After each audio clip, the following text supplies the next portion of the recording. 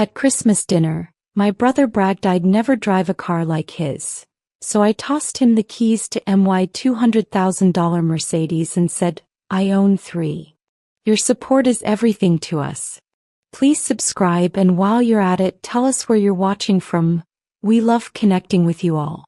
The smell of honey-glazed ham filled Mama's kitchen, but I could barely taste the mac and cheese on my plate. Across the table, my brother Craig wouldn't shut up about his new BMW. $45,000 paid in cash, he announced, loud enough for the entire house to hear.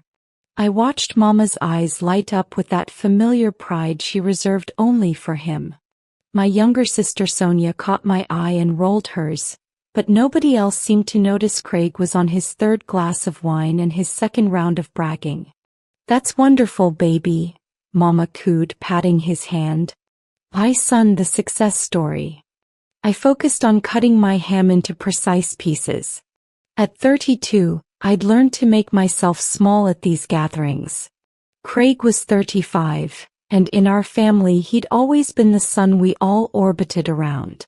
Star quarterback in high school. Business degree from Howard. Now a mid-level manager at some tech startup.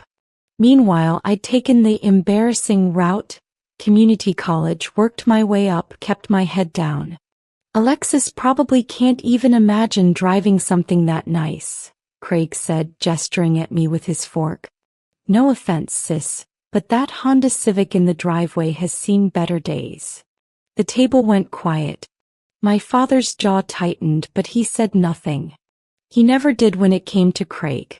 Uncle Jerome shifted uncomfortably, and Aunt Penny suddenly became very interested in her collard greens. Sonia, bless her, opened her mouth to defend me, but I touched her arm gently. Not yet. That Civic runs just fine, I said evenly, my voice steady despite the heat rising in my chest. Craig leaned back in his chair, that smug smile I knew so well spreading across his face. Come on, Alex.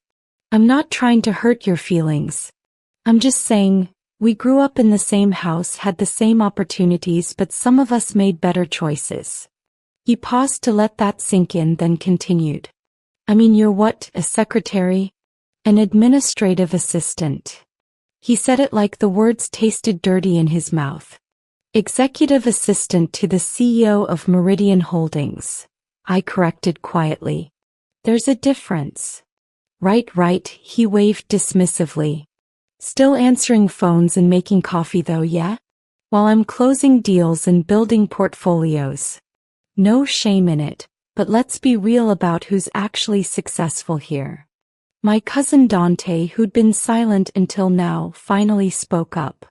Man, that's your sister. Why you talking to her like that? I'm not being mean, I'm being honest, Craig shot back. Mama didn't raise us to make excuses. She raised us to excel. Some of us just listen better. His eyes met mine with a challenge I'd seen 1,000 times before. This wasn't new. This was Craig reminding everyone of the hierarchy he'd established in childhood and maintained through sheer force of personality. I remembered being 8 years old, watching him get his first trophy. Football, I think. Mama had hung it on the mantel like it was made of solid gold. When I brought home straight A's, she'd smiled and said, "That's nice, baby," before turning back to whatever Craig needed. The pattern had been set early. You remember that time in high school? Craig continued, warming to his subject now. He was performing for an audience and he knew he had one. When Alex wanted to go to that fancy art school in New York. Thank God Daddy talked sense into her. Imagine wasting money on that pipe dream. I felt my chest tighten. That memory still stung even 15 years later. I'd been accepted to Pratt Institute with a partial scholarship. I'd worked 3 jobs to save money for the rest. But Daddy had sat me down and explained very calmly that they couldn't afford to help me, not with Craig's tuition at Howard. Be reasonable, Alexis, he'd said. Your brother's getting a business degree. That's a real career. Art is a hobby. So I'd stayed. Community college. Worked full-time. clawed my way up from receptionist to where I was now. And Craig had partied his way through Howard with a 2.8 GPA and Daddy's checkbook keeping him afloat. That worked out for the best though, didn't it? Mama interjected, trying to smooth things over like she always did. Everything happens for a reason. Does it? I heard myself say. The words surprised even me. Craig's eyebrows shot up. Oh, are we getting sensitive now? Can't handle a little family honesty? No, I can handle honesty just fine, I said, setting down my fork carefully. I'm just wondering whose version of honesty we're working with here. What's that supposed to mean? Craig's voice took on an edge. He didn't like being challenged, especially not in front of the family. I took a breath, feeling Sonia's hand squeeze mine under the table. It means you've been taking shots at me since you walked in here 3 hours ago. My car, my job, my choices. I'm just curious what I did to deserve the Craig Williams Greatest Hits special on Christmas. Sensitive, he muttered, reaching for the wine bottle again. Aunt Penny quietly moved it away from him. You know what your problem is, Alex? He said, leaning forward. You've always been jealous. Even when we were kids. Jealous that I was better at sports, that girls liked me, that Mama and Daddy were proud of me. You've spent your whole life in my shadow and you can't stand it. The room felt smaller suddenly. My father finally spoke. Craig, that's enough. No, let him finish, I said, my voice stronger now. I want to hear this. What else am I jealous of, Craig? Your 2 failed engagements? Your DUI last year that Daddy paid a lawyer $5,000 to make disappear? Or maybe the $20,000 you borrowed from Mama's retirement fund that you've never paid back?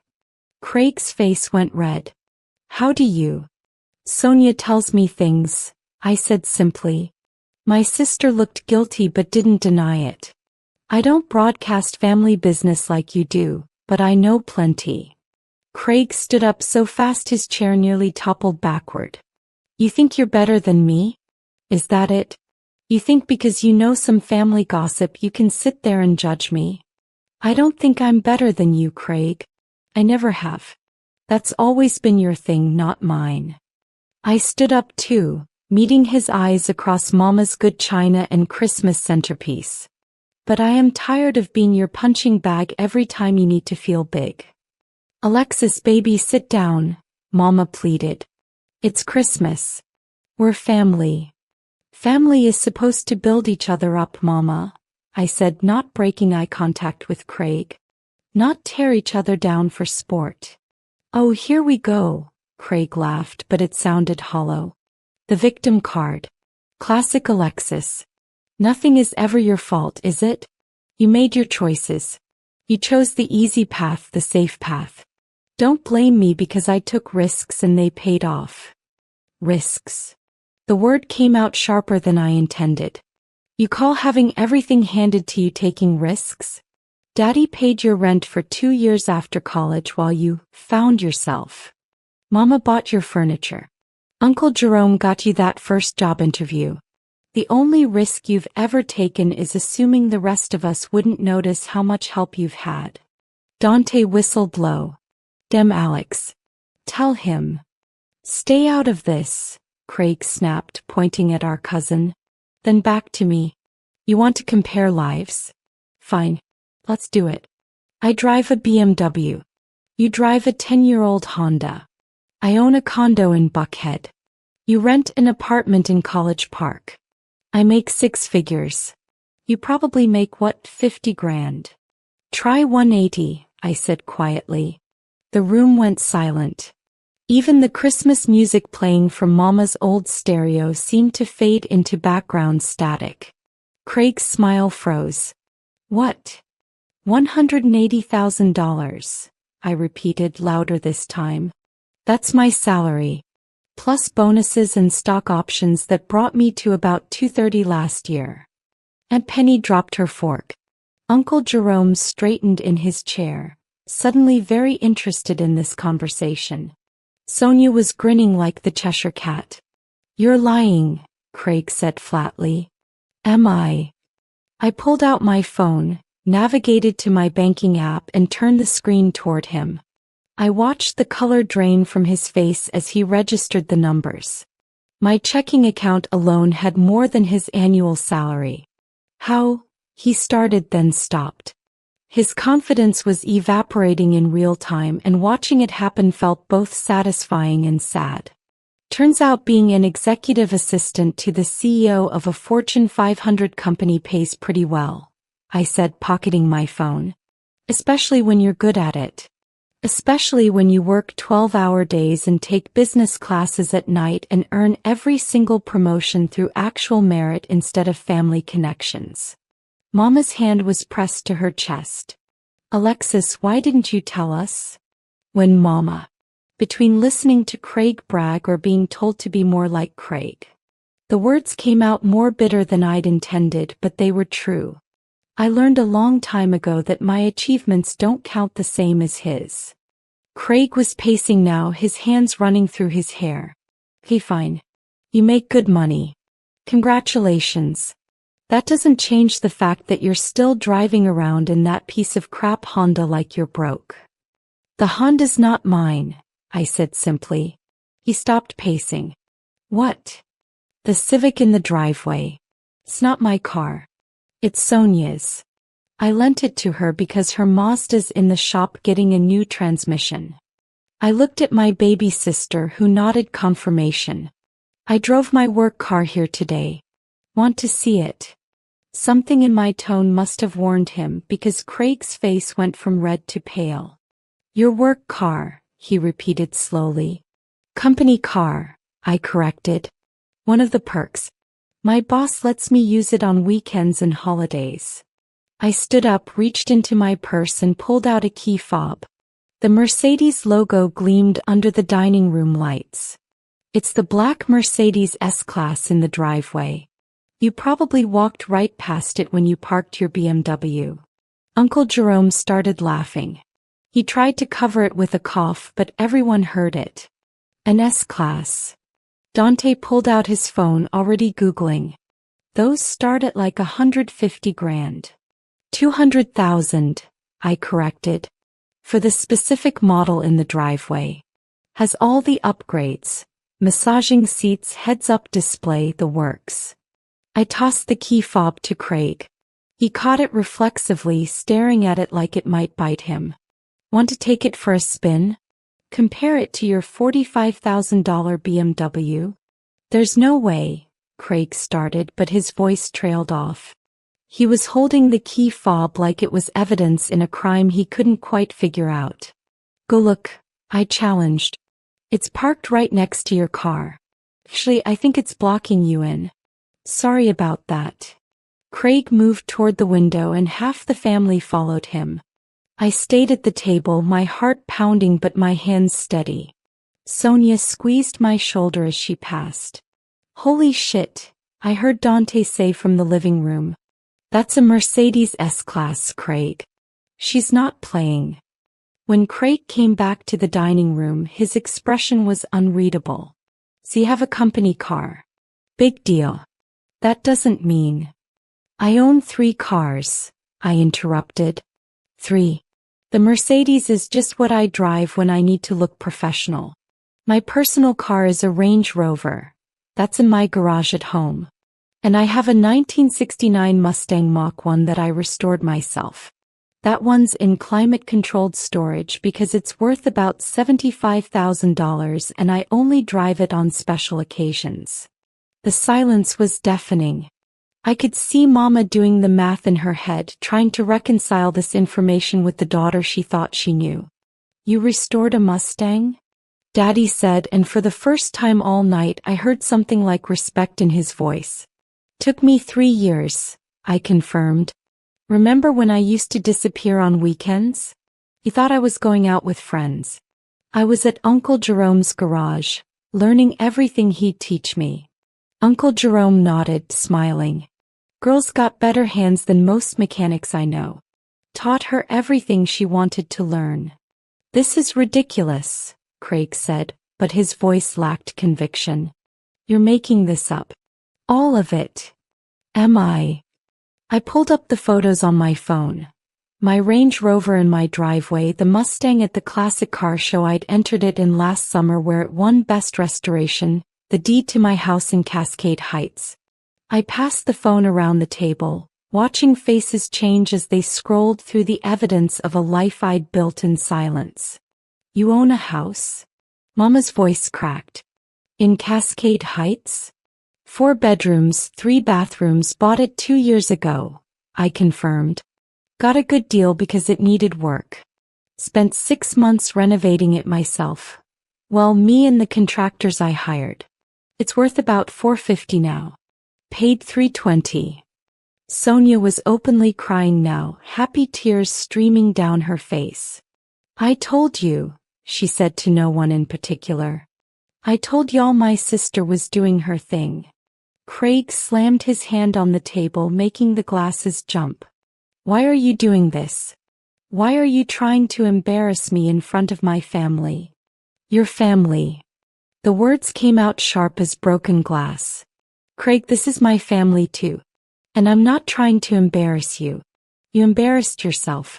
You've been attacking me all night, trying to make yourself feel bigger by making me feel small. I'm just setting the record straight. You lied to us, he accused. You let us think. I didn't let you think anything, I cut him off. You assumed. You all assumed because I didn't brag about my life that I didn't have one worth bragging about. Daddy cleared his throat. Alexis, why didn't you tell us about any of this? I looked at my father, really looked at him, and saw the question underneath the question. Why had I hidden my success? Why had I let them treat me like the family disappointment when I was anything but? Because I was tired, I said simply. Tired of competing for attention that always went to Craig anyway. Tired of being told my accomplishments weren't as important. When I got my first promotion, I called Mama. She said, "That's nice, honey," and then spent 30 minutes telling me about Craig's new girlfriend. When I bought my house, I invited everyone over for a housewarming. Only Sonia and Uncle Jerome showed up. Craig had a birthday party the same weekend and everyone chose that instead. Mama's face crumpled. I don't remember. I know you don't, I said gently. That's the problem. You never did. So I stopped sharing. I stopped hoping you'd be proud of me the way you're proud of him. I just lived my life. Craig was pacing again, pulling at his collar. This is insane. You're all acting like she's some kind of hero. So what if she makes money? Money isn't everything. You're right, I agreed. Money isn't everything. But respect is. And you've been disrespecting me since we were kids, and everyone let you because you were the golden boy. The star. The one who could do no wrong. That's not fair, Mama protested weakly. Isn't it? Sonia spoke up, her voice fierce. Mama, I love you, but Alex is right. You and Daddy have always favored Craig. Always. Even when he screwed up, you made excuses. But Alex, she had to be perfect just to be noticed. Craig turned on Sonia. You don't know what you're talking about. You were just a kid. I'm 28 years old, Sonia fired back. I'm not a kid anymore, and I've watched this dynamic my whole life. Alex raised me more than y'all did. Who helped me with homework? Alex. Who taught me to drive? Alex. Who paid for my books when I started community college because y'all said you couldn't afford it? Alex did that too. I touched Sonia's arm, trying to calm her, but she shook her head. No, Alex. No more being quiet. No more making yourself small so Craig can feel big. Uncle Jerome stood up, his chair scraping against the floor. I need to say something. I should have said it years ago. He looked at my parents. Y'all have been blind. Blind and unfair. I love my nephew, but Craig has had everything handed to him and he's still barely making it. Meanwhile, Alexis built an empire with no help from anybody, and y'all didn't even notice. Empire is a strong word, I murmured. No, it's the right word, Uncle Jerome insisted. You own 3 cars, a house in one of the best neighborhoods in Atlanta. You make more money than most people see in 5 years, and you did it all by yourself. That's an empire, baby girl. Craig looked around the table, seeing the shift happening in real time. His supremacy, carefully maintained for 35 years, was crumbling. This is bullshit, he spat. You're all turning on me because she flashed some money around? No, Daddy said quietly, and everyone turned to look at him. We're seeing clearly for the first time in a long time. And son, what we're seeing isn't pretty. Craig's face went through several emotions: shock, anger, hurt, denial. Dad, come on. You're seriously taking her side. There are no sides, Craig, Daddy said, his voice heavy with something that might have been regret. There never should have been. But if I'm being honest, and it's past time for honesty, we failed Alexis. We failed her badly, and we let you treat her poorly because it was easier than dealing with your ego. My ego? Craig's voice went high and tight. I'm not the one who showed up to Christmas dinner and turned it into a financial pissing contest. You started it, Sonia said coldly. You literally started it by bragging about your car and putting Alex down. She just finished it. I stood up again, suddenly exhausted. I didn't come here to start a war. I came because it's Christmas and I wanted to spend time with my family. But I'm done being your punching bag, Craig. I'm done being the person you put down so you can feel lifted up. I'm done pretending to be less than I am so you can feel comfortable. Craig stared at me, and for the first time I saw something crack in his facade. You think this is easy for me? Having a sister who...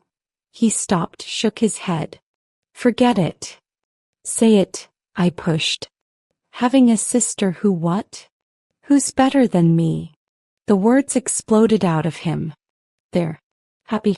You've always been better than me, and I've spent my whole life trying to prove otherwise. Smarter, harder working, more disciplined. I knew it even when we were kids. I just hoped nobody else would notice if I was loud enough. The confession hung in the air like smoke after a fire. Nobody moved. Nobody spoke. Craig's chest was heaving, his eyes bright with tears he refused to let fall. I didn't want to be better than you, I said softly. I wanted to be your sister. I wanted you to be proud of me the way I used to be proud of you. Before the competition, before the comparisons. I wanted us to be family. Craig wiped his face roughly. Well, congratulations. You won. You're the success story now.